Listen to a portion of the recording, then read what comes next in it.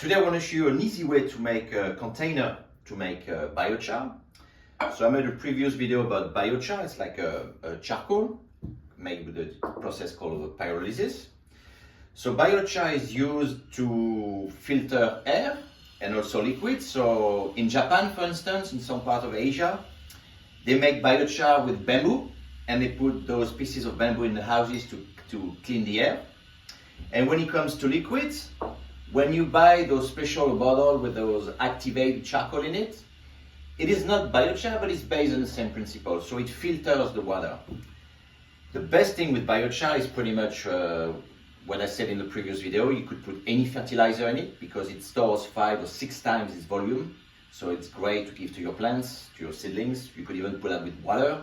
It will retain water. And that's why it's called activated. It means that you soak the liquid in it. You could also give it to your bees if you have bees, because bees are fantastic creatures, but when it comes to water, they're pretty clumsy. So if you make big pieces of biochar, you give that to your container of water for your bees, it will absorb a lot of water and retain a lot of water, so your bees will always have those small pillows of water to drink. So it's very easy to make. You only 4 steps. So what you need to use is pretty much cans, metal cans. So if you cook in your van, in your houses, in your apartment, you have access to those stuff. The thing you want is to have access to cans with the same diameter.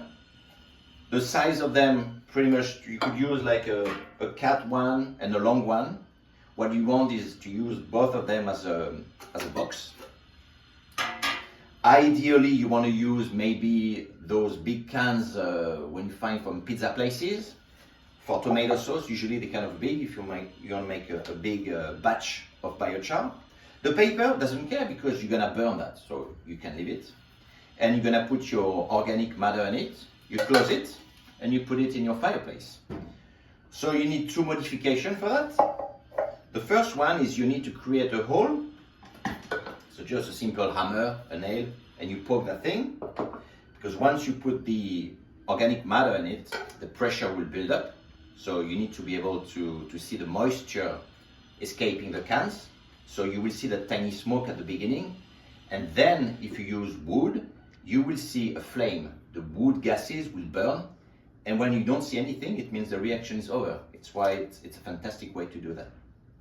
And the second modification, you need to fit one of those cans into it to close it. So the best tool to do that is a pair of crimpers.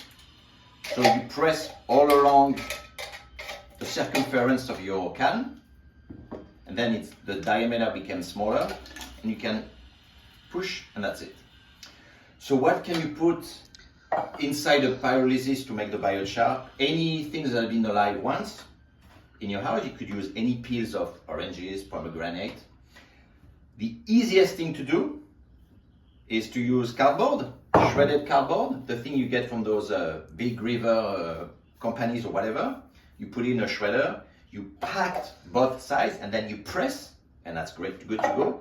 And when it's ready, it looks like that.